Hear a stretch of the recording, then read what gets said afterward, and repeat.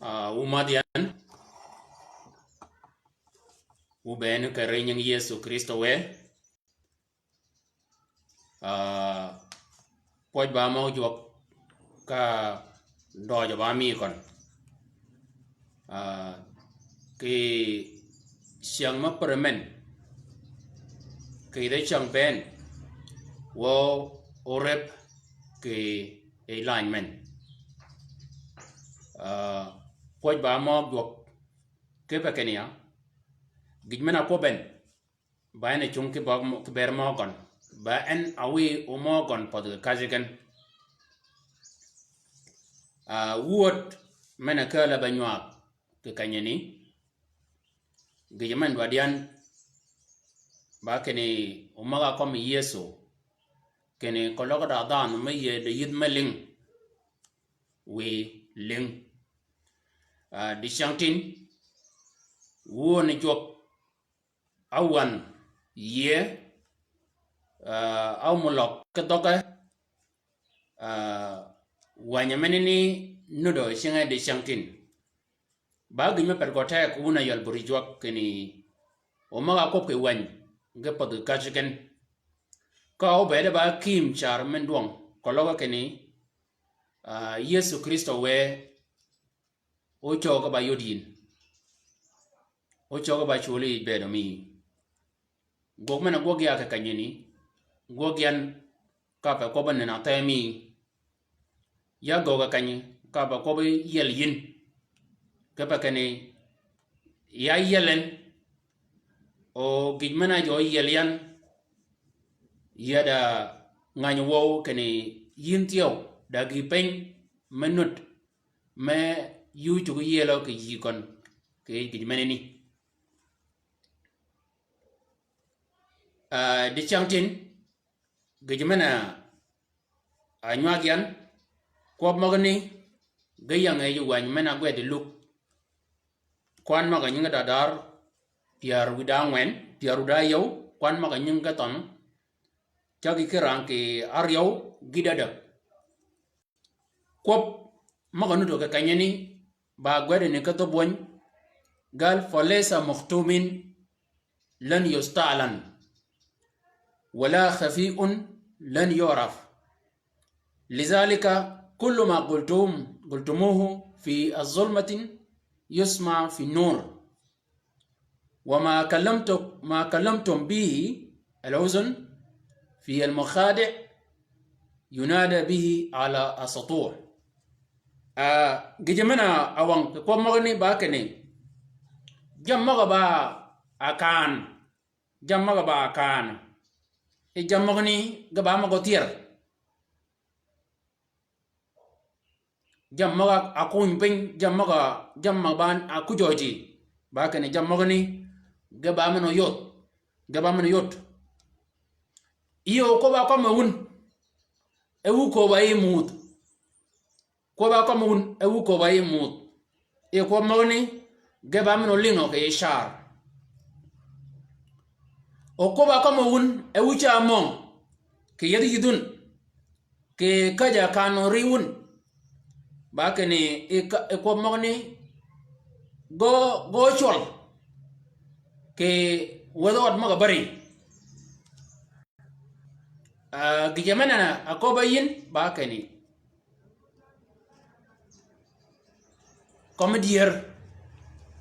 comedier bad dear gog dier kako de memidin makaniyin ke piewi ke bakene kolora jamma go tibin piewi aga ba makaniyin kene ga da dinu go yodoji ga da dinu go lingoji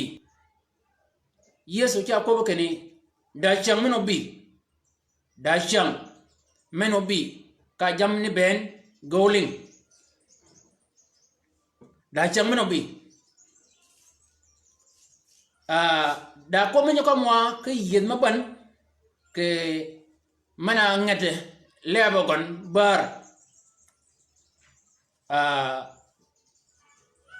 wanyo ko baket keni dana men maga ko bien be mi den ba ci ga me ngana kiel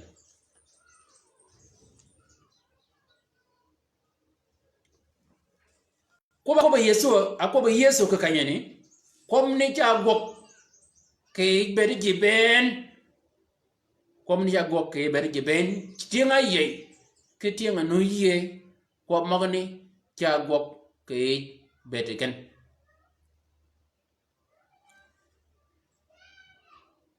kologo orogmi o kaniyin da chang mena bi ke changani orog mana agoniyin mana akaniyin orog manini ba meno tier ba meno ling ya cha yikok kene ban mena ban yin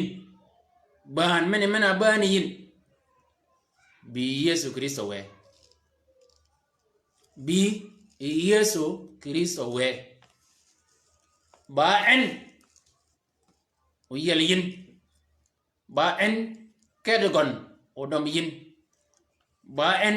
kedegon o long yin ke kor a changa bana menene o do ko moji o bede ban kajigon ke bede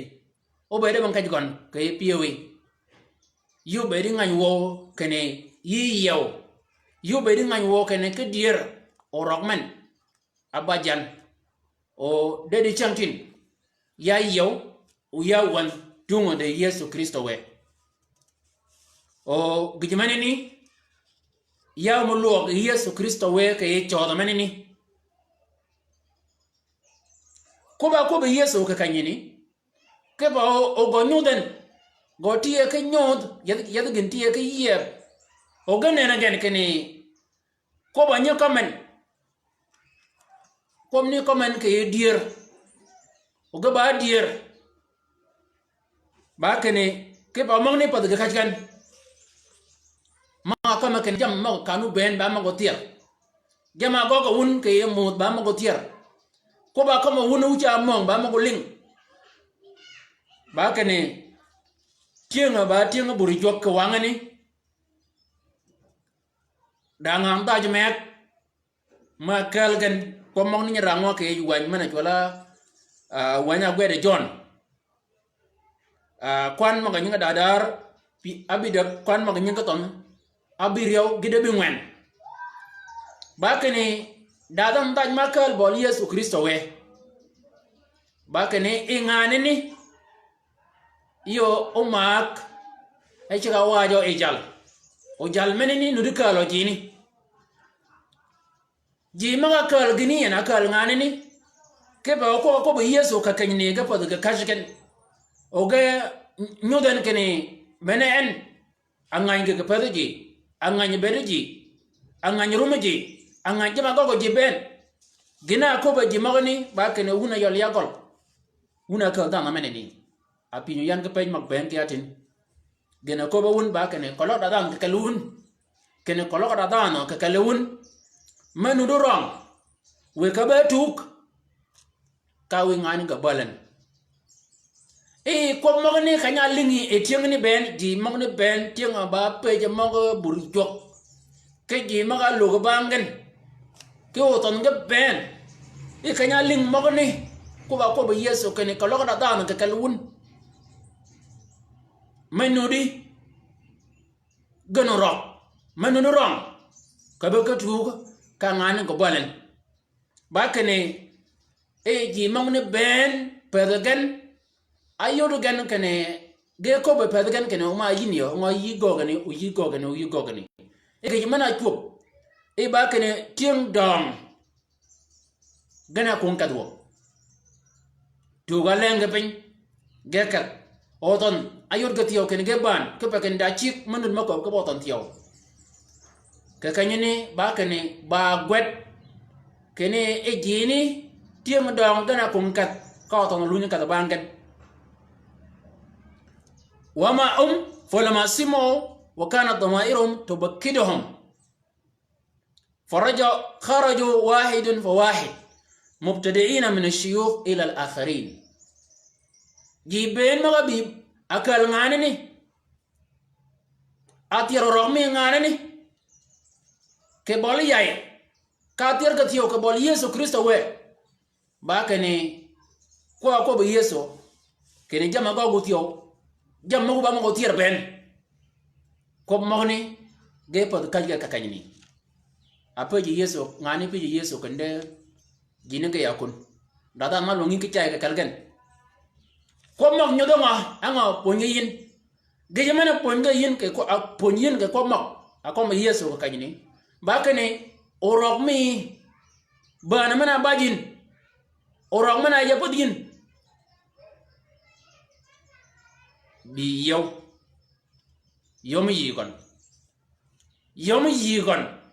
ke ba kene yi bera kalaji menyingan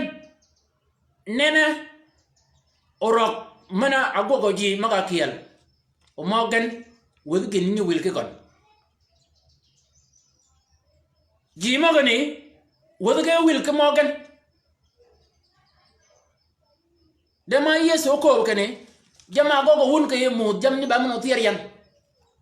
ana ko go jimo ngane kene ke wun ko lo da ke kel wun menu duron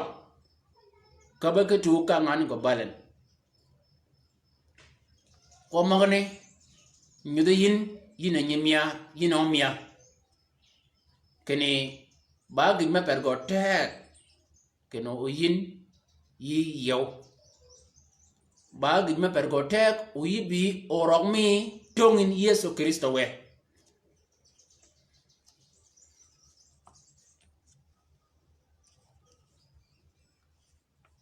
nyala chola Yehuza ba kene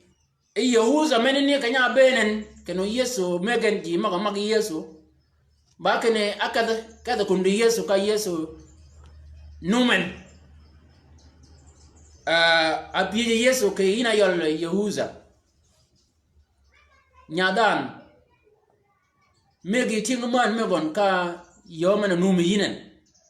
فدنا منه يهوذا ليقبله فقال له يسوع يا يهوذا أبقبلة تسلم ابن الإنسان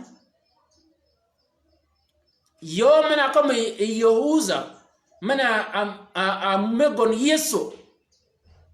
باكني جنا بوج يسوع جنا كم يوجي يهوذا كجي مغني ما جيني جو كوباني كني دان منو نوميان بنين مغوين كم نكم أجن ككونيني kekanyini Yesu gijamana kama Yehuza akala mal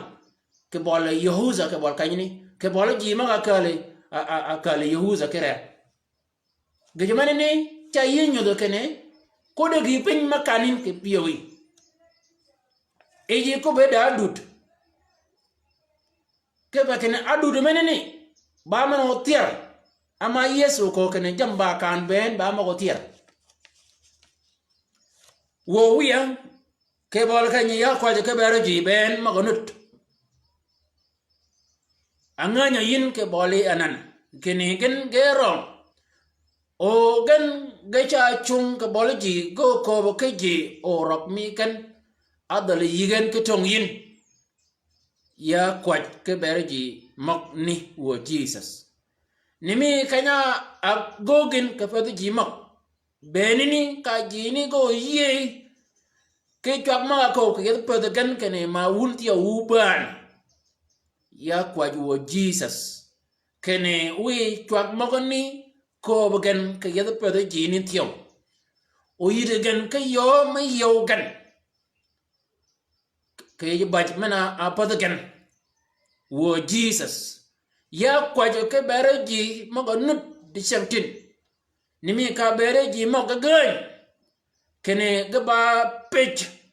me ponyo wanyo kwero mi oda jam magogen ke God jam magane ge tier yin kanya tier ge yin ba ko bi yelgen ge ba di yelo ge idwa yelgen ke ba ngamenni wo nimi kanya kwaji David kene yine jok orok mana ba nen aba nenen kene lo ke yorok manini ya kwaj wo Jesus ba kene tier orok manini we turmal go ka gi pen ma tur ro me ka ro ne o tur mal o yot o yire yo me yodan wo Jesus o ro ko yin o yi gon kanen ke yirum wan o yi go kanen ke bedwan o ro ama yi ko kane ngana nyakan o ro kon ngani ni ba yel da ngana nyato o ro kon men ngani ana yel ke bang men ni ke bol kany ya kwaje ke bere ji ben mo kan o ro mi kananan o ge dalo ki yo aga cha o ro gan ke buj pen aga cha o ro gan ke kumpen ke yel yen mo ban ya kwaje wo Jesus ba kane yalla jama akum gan o ro gen o ro men ni nen o yire yo ma yel gen ama dama o do adin kene o tongen ke dogon kene en ba nga do ro en aron ya kwaje wo Jesus ya kwaje wo Jesus ni me kanya agoge ke ko me ke kanyini akobe ke ko mo ke kanyini akobe ke de pede jini ya kwaje wo wiya ko ke pede mo po ba magi ka dum ba mi amen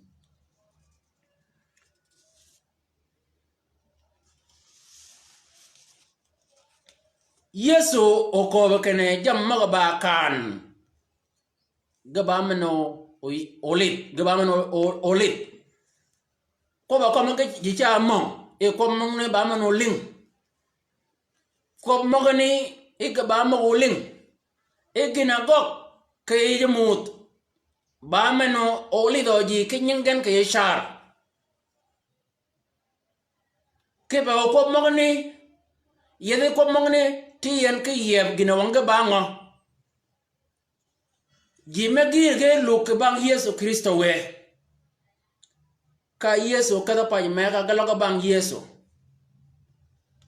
kanya wod ge kundi Yesu dige pede jini be ana ko bugan Yesu Kristo we ke yi wan me John abikel kwan ma ganya gaton piero Yahuda abikel Yesu okoba ne ga kanyini kene Yakobo wundir alhaq aqulu lakum yaba wun ke pa kene da ginga ma lidun da yaba wun ke pa kene ama wu chiam ka wu yang antum tatlubunani laysa la'annakum ra'aytum ayat bal la'annakum akaltum min al-khubz fashabahtum ko magane gejamana aponyin Yesu Kristo weke kanyi bakane luk mana lugu ke bangon yiku lugu bangon ke pako gicham yiku luk ke bangon ke pako gicham ke bakane kolo gicham no mege yin luk ke bango ba mano wiyin kolo gicham no yudo yin ke yomo no yudo yityo ba mano wi pintyo ya cha yiko kene de shamtin ke yi luk mana lugen ke bang Yesu Kristo we yiku luk ke bangon ke pakene ama yibere gicham ke ye luk ke bangon ama bana jogi ama en okidin kaje nenate yibi Yesu ka poko nenate yino ben Yesu ka ko gicham yibi Yesu ka poko nenate ko magane go yed maban de shamtin daji manut de shiang mawi kan jok ma berga ba pech me peje buri jok ji ma berga cha wur ke kan jok ji me berga cha kwaje ke kan jok ji ma berga kala wona jok ke kala ji ke shan kanya yiri ke jam cingen atin ge dogo ngad gen gatok de shiang ke ko ba kala won Yesu Kristo we ko magani nyudo wa ke gina a chup ke jimak ba kene kanya yal pedgen Yesu Kristo we ba kene jimagir ge dok shan ge dok ngad kanya ko bgen ke Yesu kene ulu ka ba nga ba ko gicham yin di shantin yi luga bang yeso ka berma ke bakene gijemena bergo lugin gijemena ne mana kaniyen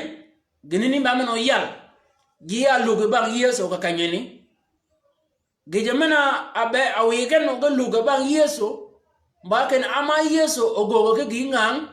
ogogo gichamme gingang bena alugan e bang yeso ge luga bang gingang mana go yeso kristo we yeso no yorgan kene bena joken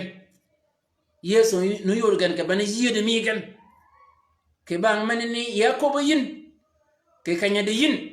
bakene yin yugo luk ke bang yeso ke bere jam gon luk ke bang gon ama ba jogi luk ke bang gon ama bene jogi ko logo yu luk ke bang gon ke bere jam mo yang ye o yide ko logi ba nyam dach o yide ke nyala jal me yede jam me nudo cingo cingte ka nyalle yu chugo ke nyoma ke ye ke chiangani kanga yeso kristo we kaji gon obede bagon ke yipewi apa ngo chubo gini ama yin kenya lugin ke bangon yi lug bangon ka bako bjam kolo yi ba nyala jal yi lug bang yeso kristo we ka bako bjam keno uyi keden uyi neng ke jam jadin uyi konyen kiango yori jam ni kiango yori jam magani bene chiangani ana chung lugmi ke bangon yi ba mano ko bakene bong yo me beni kan jok ke bakene da jam magogin ida kaj makagin ida wel ida jam da go kan jok ba mano dogin bakaj gijemani ni ka chuben chub anyo da piyowe kene kanya beri no do ke kan jok yi logo no de mana yang kan no de mana beri no do kan jok yi beri no do ke kan jok ka bere nyang jam magoni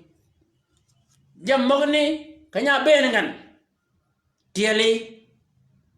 banu de kere ke kan jok yugo luk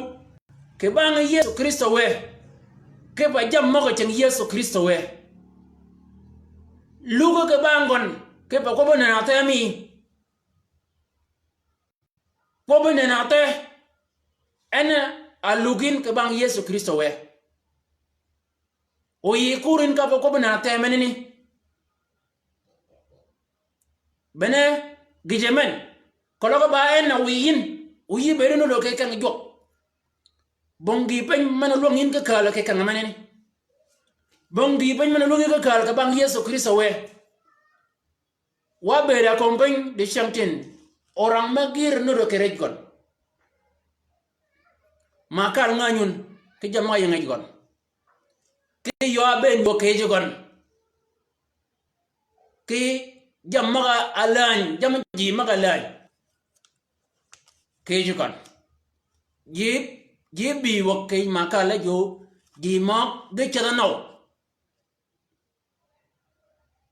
jam mangani jama yang chengen bongi pen mayel kan o kompen mana beru an ke jama jigon ba ko ba ke wan kwer kene e kompen manini ba mun loan ke jam gon ko logo yulu ka bang yeso ka bere jam magani ba mun loan o yiba mun loan ke kiel ko lo yulu ka bang yeso ka banyang jam yedwa yikob kene yiku lu ke bang yesu kristo we ke bere jam mo kono e piwi lugo ka bang yesu kristo we ke poko bene na te mena me ko yin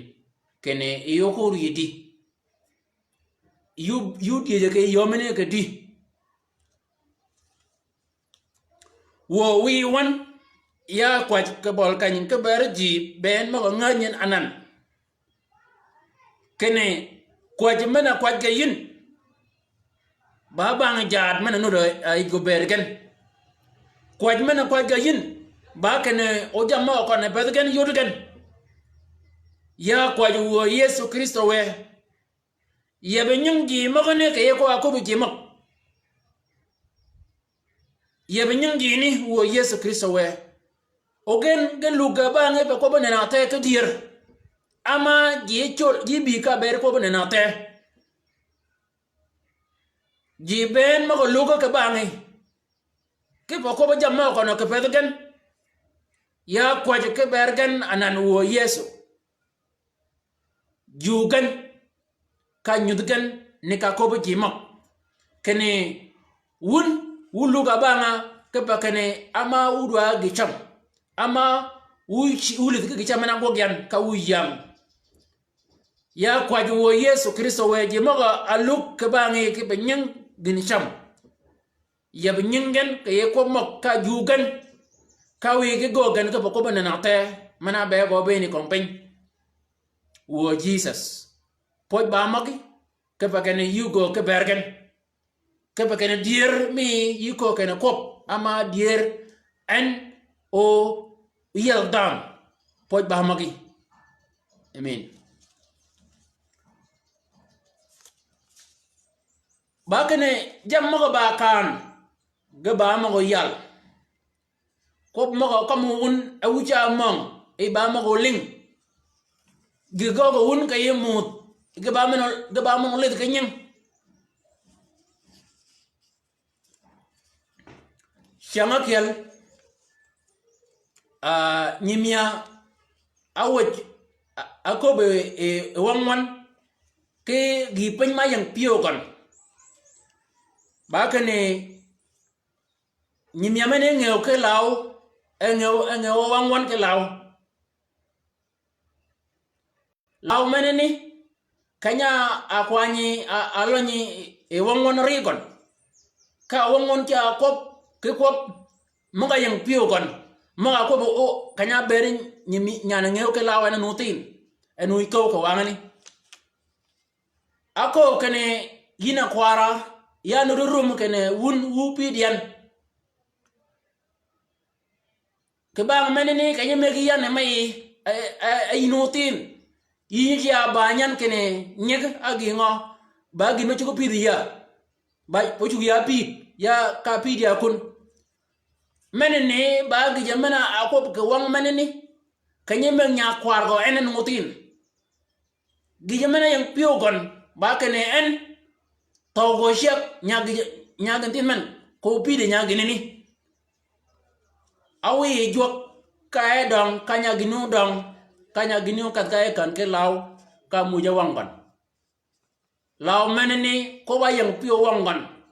ko ba na wang ko mong ne ge tulu wak ko mong ne ge nyudo wa kene jam ma ba kan ben ma ko wan kai ni jam ma ni ge ba ma go kal wo ke Yesu Kristo wel ke bang meni ya ja yikop go dier comme dier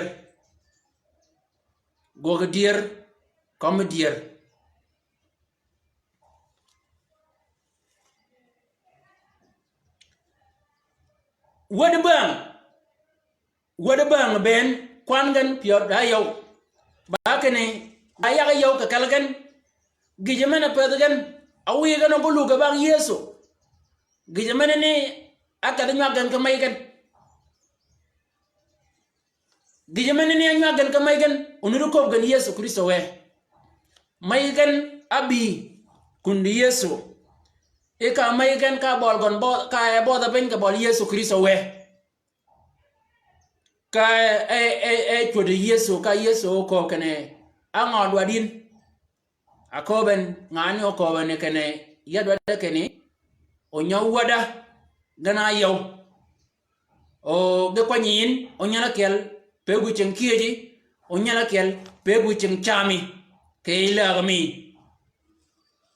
e kanya lin ko magani Yesu Kristo we ko kene e ko wanyo yagni nyo yagni gana kada ko maygan akobugan Yesu ken gina cholwen a cholo wun kay ko wo kanya lin ko magane e wada ba maga ba piar ken yagni gana yow ge ka jigen a maga ka kwan ken ga dwara ken nyal be wucin ke nyal nyamu ci cham mi Yesu Kristo we kay lag mi kon ba ken e yagni ben wada ba ge magalin ki yagana yow ka ko magane ken ge magalin ko mo yori kay wan me luk wan me mata Matthew piara yow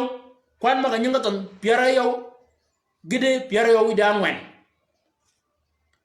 ene izan taqaddamat ilayhi ibna zabadi ma ibnihima وسجدت وطلبت منه شيئا فقال لها ماذا تريدين؟ قال له قل أن يجلس ابني هذان واحد عن يمينك وآخر عن يسار في ملكوتك. كان يعقوب يسوع كني لستم تعلمان ما تطلبان نكوبا غاني كوكا ياغا أكوب كالن كان يالين كوب مغني كودي با مغا كيالي مغالي linya mana mage linyan kya yi nyud kene gi mana yang pedagan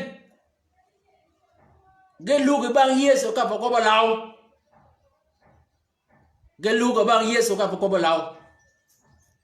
gi mana pedga ben ga yora yow gelu bang yeso ka nyang law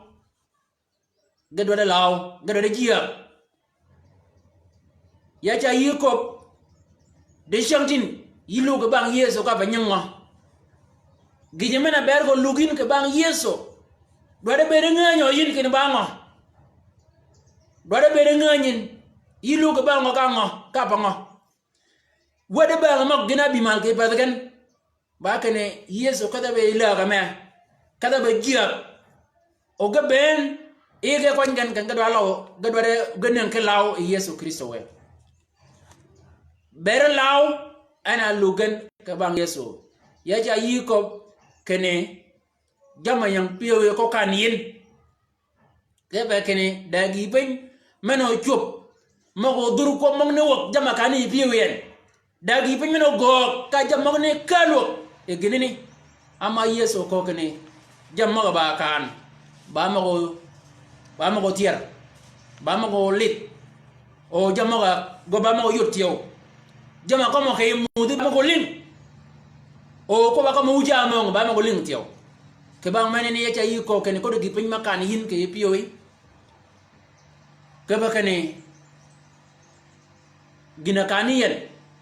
da gi pin meno chop meno dur gini wo ka gini ni lidoji ka gini ni lingoji ya yi ko kene Yesu Kristo we kanya ko ben akamatier yilo ke bang Yesu ka pa nyinga yilo ke bang Yesu ka pa nga aber nga alugin ke bang Yesu Kristo we yido nga ke ye yido nga ke Yesu Kristo we yilo ke bang ba ko bana na te wala yilo ke bang ka ba ko law yilo bang ka ba ko kan yilo ke bang ka ba ko nga gijemane ni pergotek keno obere nga yin ka gijemane ka mo yoro yi womin ke ko ba komen kom ni ba kanao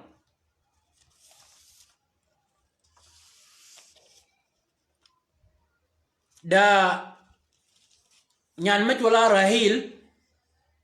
ayol may Yusuf nyala ay ko bo nyelu ngwa kay wa nyan wala Yusuf ngani ni nyin nya worgon mana nyode nya bangon go achagan ka gaji achagan ken nyingon tola logo jok kada chol nyala tola dan kala ko yiran ke wada ya go mo ba pi rayo na nyal me tola dan ka kanyne kada bon ba gwere nyo tola dan kada bon ka kal nyang mo ne ka logo kada chol nyingon tola logo jok agaji mena gaji gon ni men agaji mana ga go nyimen acha go nying word go men agaji men ni anyudo atiera gina yang piokan anyudo gina yang piokan de shamtin da nying ji manut ma chulkan ka dogi chan ke nyang magani ba gi mana ayang pio weekend ayang pio maikan ayang pio dana kala tiang kolani gejemene ni ana atir kerenyeng mga muken nyinga chaga gi di changtin nying mogoni kolo yidaga ngada gan kaga ti ke yaba ke doj ci ka yodo kene nganyengan ba jama yang padaji gena tiro nying mogoni gina goga wi gina goga mai o bere kana yi kon giji manini o chugu ben mal ke ko banyang maga mojen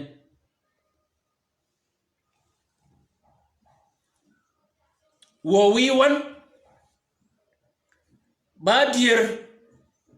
yi ko kene ko do jam makana won ke yede pe won ke ba kene jama gona won ko lo da jama gono ke yede pe won jam magani da cham go bi mago o tiergen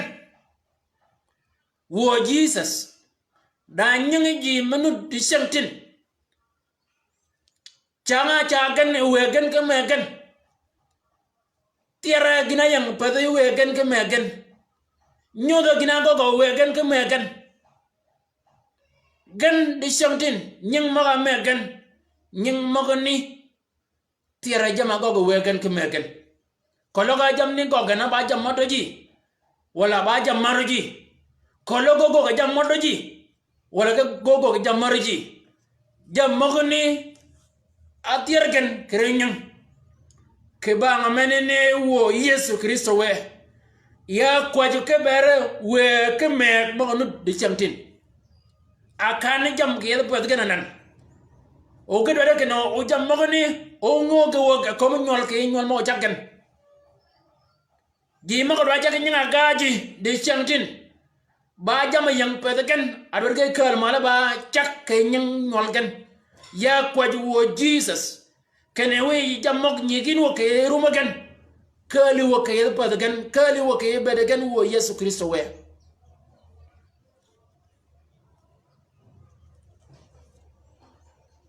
we genang yin ke bed me do law pen ge ba mno yari anak chat ke chak mno chak gan jama agog anak ke gen ke kuju oga kuju wo ken ban da go jam magani gaba makal ya anak mal ke ko bunyang o kanya kal go mal ka bol kanyini ba yo mana yar go jini anak go mana go ba go yar ji ke ba ngamene ni ya kwaje ke berji magado aja kinyanga gaji di chongtin aja mayang padagan a padge reng barga chaga chaga nyolgan wo jogan Yesu Kristo we jogan wo Yesu Kristo we ke bakane gorum ke nga gaje jemok de ba gana yar regen ke nyang magani jogan wo Jesus nengen ke pio me longan lawge do ben ke berji ma go ke jamarji amen yina yal nyemia komya ko de gipen makan yin ke piowi ramedier gogdier ramedier gogdier kolo yu go ke jam mok achanga go yin ke mud meneni mud mena go yen ba kene mud meneni ba Yesu Kristo we gogi o ngana wi no yu go ke mud kina go yen we loj meneni go mena go gen ba go ga yar da chol ni ko ba kedi kene tieng man magni ba man kalum man magni ba man kalum nyenyo nganye man kalum nye bi mala chiang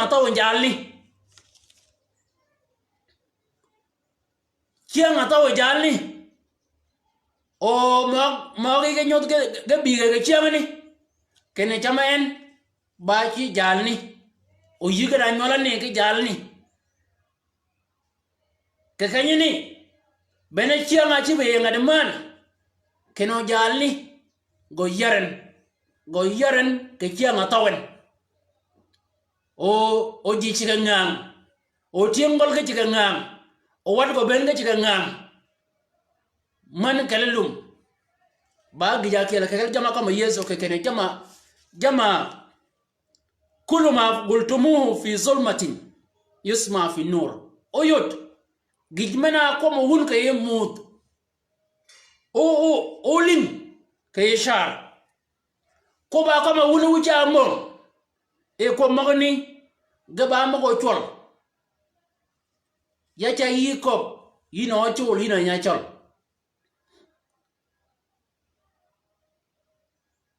ضاج من كانيا إيتيم قلون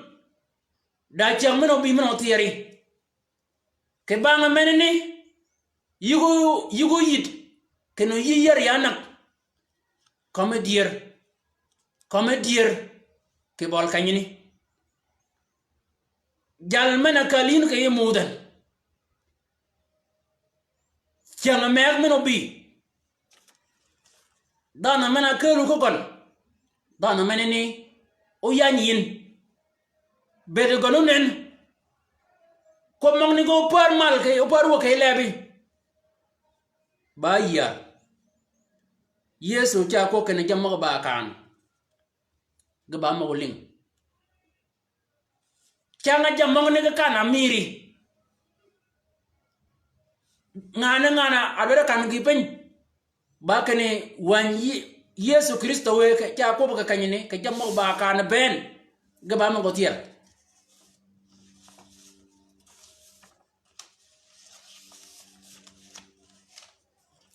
da kay wan me nyal wan me John kwan maga nyanga dadar angwen kwan maga nyanga ton piaru da bi kel gide piaru da bido da ngan mega kanyine manyo chola mara Samaria nyingo no ko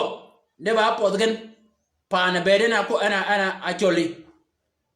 ba kane ge ko magir ke Yesu Kristo we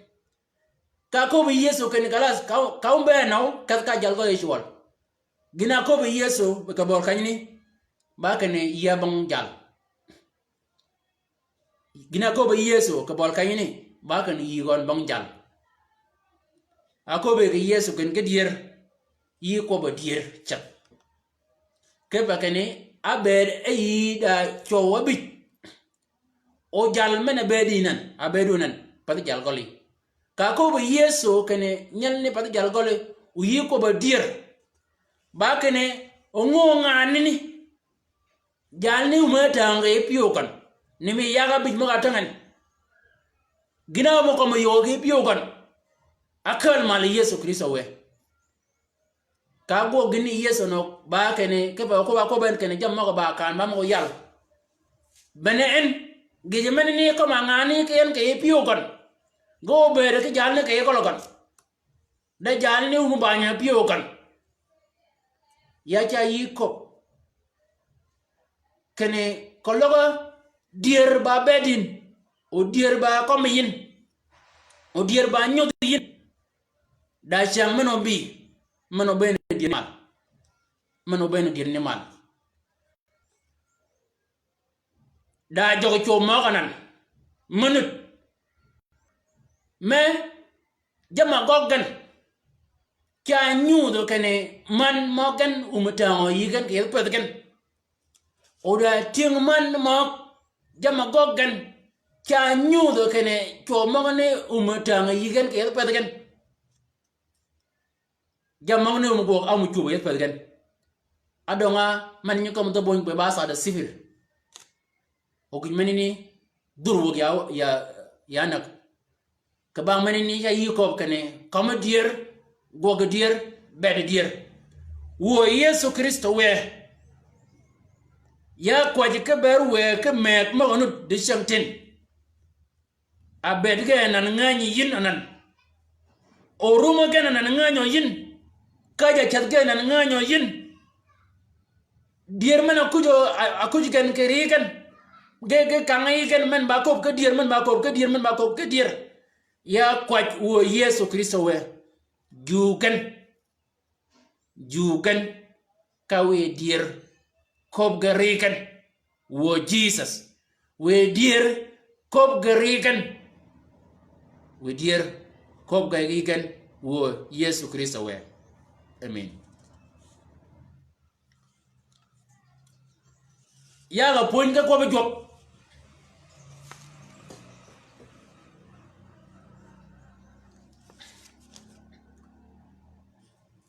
wi ya ga pon ke ko ba jok ke wo pon ke ko ba jok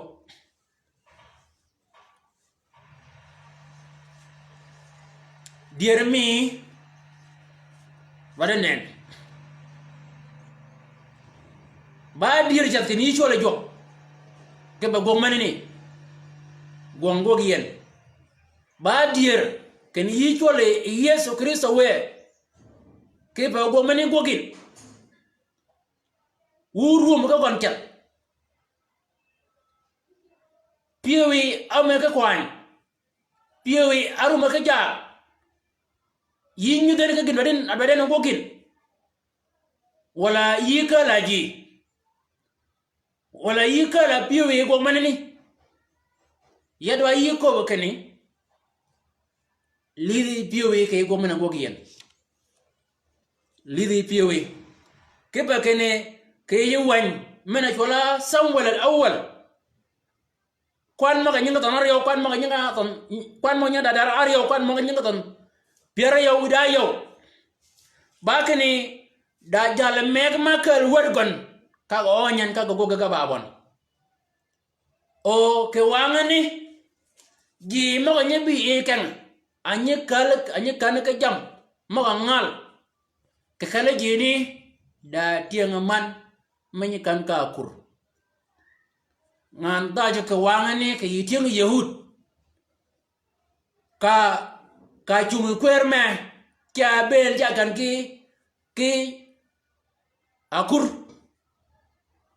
ya ga yud e kan ayod gan kene bene bol kanya achu ngane ka waje ke ya ga urmo roanya ke kan ke kanyini ge bede ga ba ji mene jok togo ke bedegen jok togo ke bedegen ge bed e genu chier ke ba menene ko bi Yesu Kristo we o yitalen do ju chier ke ba kane ko lo ga yudie je ke go menene o yino de chualen o yino do talen o jamma yang ye gano ki jawo bene kanyeni yu chukutiamo yangane man ka yaran ke kanyeni ke bang menene yakobo yin kene pergotek char ke man dum o Yesu Kristo we beda en jag yin ke go man go giyen Christian bakene yigo per comedier ke bakene kolo yu per anan piet mi meneni da chang meng mano bi meno duri wok ka yu par ken yi bedi ba jal piet ka yu par ke yi ba jal piet ka yu kom ke yi ba jal piet ke bang menini geje mena ko bayin ba kene comedier nyana jola Jacob wi kon ayale sa awenyen ke dong awi wa jal dong wi wa chua ango a chuba ke bede kon en awen e chianga nyomen awenya nay kon kada awen wed kon kanya wenye nay kon awe ki daj me pa daj mena romen geje meneni akala wenye mi ko mal kanya wenye wed kon ke ba ko bu war nya chola Yusuf geje meneni atira wenye me wan Yesu Kristo we ja ko kenya we loj ana ba wiji ma nye pet we loj ana ba wiji ma nye pet ke bang menene yedwa yi ko bo kene comedier piet mi ko lo yu ne ke yo ma pedin piet menene ba men o kel malenga de man ko logo ulungi ke kor ka cho ba lingoji o kel mal nga de man ke nyoli ko logo nyoli ba kel mal cha kel mal ke mati ji ma ga winyin piet menini ba no tiargen ke ba menini comme dire goga dire yu gonyo e dire yu gonyo dire ke bol kany we wa kwa jwa kiel wo wiwan yina ko kene jamma ko gon ke yemut jamma ni ba meno ling ba meno lit ka ko mo won a wo cha mon ke yidwon ko mo ni ba mo ling tiyo jamma ko kan won jamma ni ba mo tier jamma kum won ga ba mo ya kwa jwo wiya ke bere nyegi ben mok anganyi nanen we ga dir mi ka we gen o ga bet ga dir wo Yesu Kristo we ka nengen leb mi comme dir ka piet nyiga ke leb gen ka gin doj we bere en agogen wo Yesu Kristo we ka ko de adud yadgen we ga bet ga dir keji ji mo kal ga bet gen we ga bet ga dir we gen o ga bet gen bet dir wo Yesu Kristo we ka we ga kom ga dir wo ya kwa ga bere dogi chow mo ga nut di chantin ayi ga de man makujo etien kal gan kanga be ga no yar ya nak we ga yomgen yitien kalgan ka we dier nwagen ke tien kalga mogni ka we tien kalgan ko gan ken ke dier ya ban wo ya kwaj ke bere tien man mogonut ke kalga nanan o chogan umo ka banyo yigen ke yed pedgen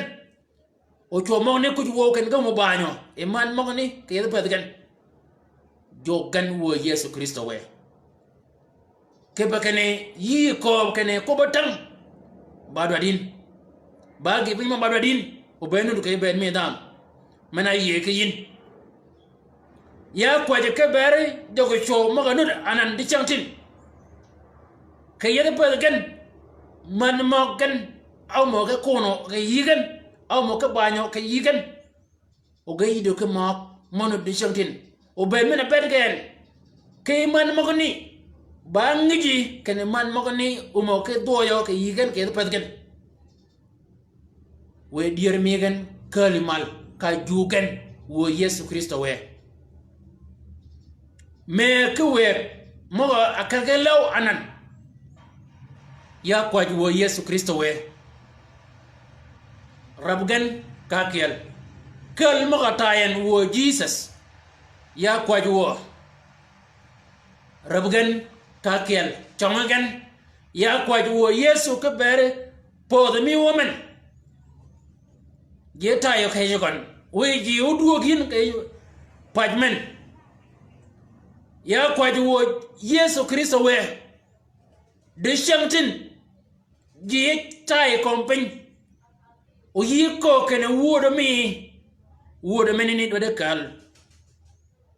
gidi chogopin anan jekat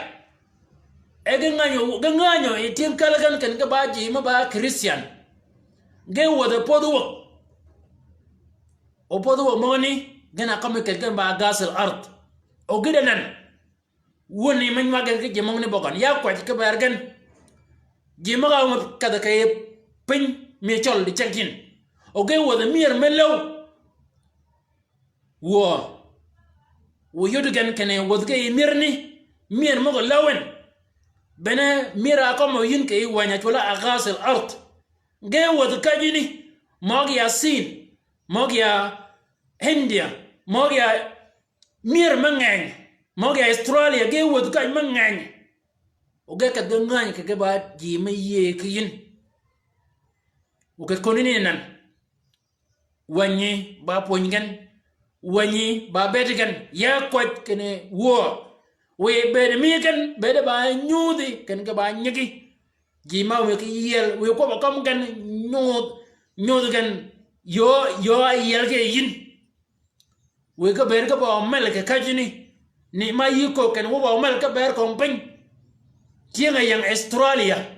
ya kwa ka ber kan wo Yesu Kristo we ka ber ka ba mel ka kajini tienga yang America ya kwa ka ber kan wo Yesu Kristo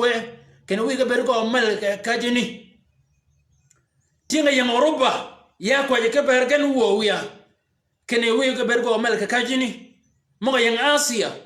we ka ber ko mel ka kajini we mo yang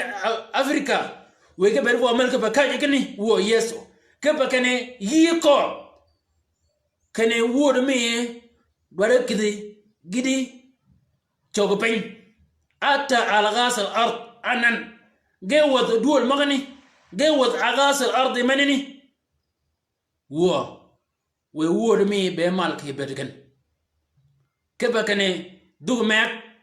جو كو كان جد فرصة جو كيت كان عغاس ما كم كان عغاس الأرض دا أورشليم جو طلع كي أورشليم جي بيو كي جيروسلم جي كمير ماك جي كي مغاود يهودية نت مغاود سامر نت أنن مغاود عغاس الأرض جنت تيمال كجي كجني تينا yang Amerika tinggal kaji magwagwag mi men bede kayigan kay nyolgan wo Yesu Kristo we tinga yang Afrika maga kada pinjol ga kada dul maga Afrika maga ban wo ya kwa ka bergan ke bana yahudiyan awdgen bana samaran bana ghasir ardi ka bergan wo Yesu Kristo we bede nene ke bergan kawe kobi biga wake labagan kawe woni nywagan ke jimagani dogo jini am ke ling wo Yesu dogo jini go ngan ngande chamtin go ko ka da kawat wo ya kwat kane nengan wo jo ke pyo malongan go kwachikan kedir jamma ba kan ba manu yal anan gebere ge yanga pen mi cholo ge wodu kaji mak anan o ge ngan ke bati haje ya ko ke bergen wo Jesus konyen jungan nyodere kregen nyodere ke nyolgen we nyolgen bere ba ngiji ken ke ba nyolaji maban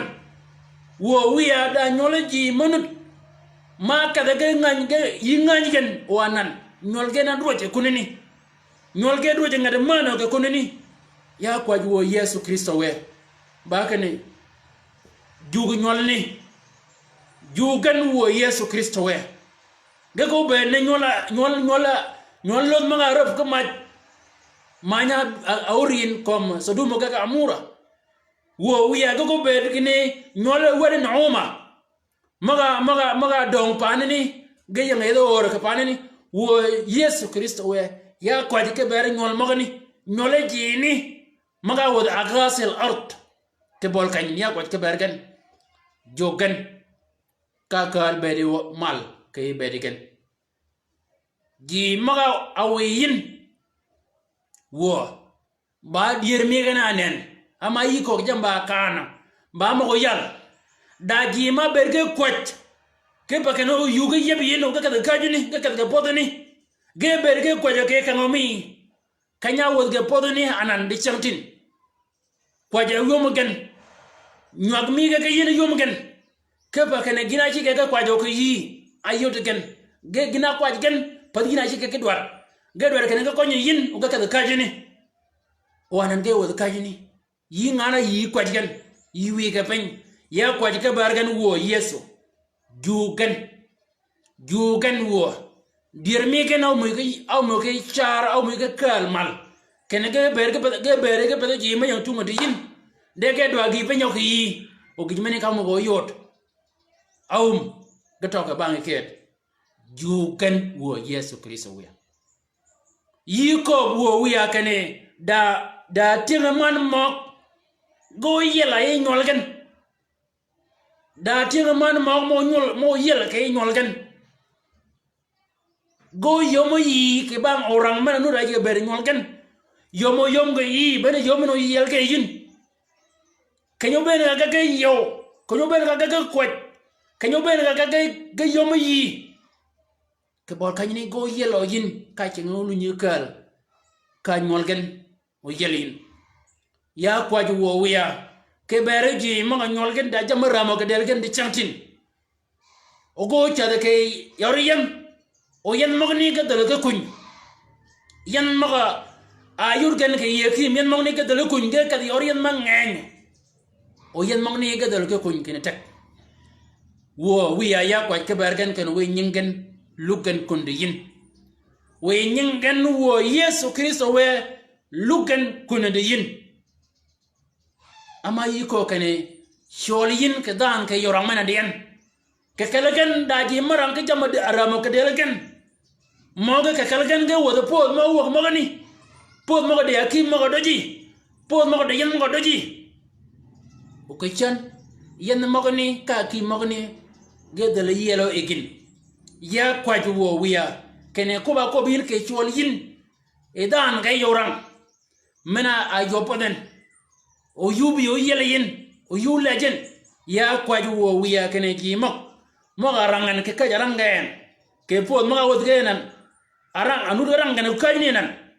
wo ya kwaj kene we ke bigen o tungro ban ke boli ama yina kob ay chola ji ben mo ga yanga jorang kene bige yi cholga yin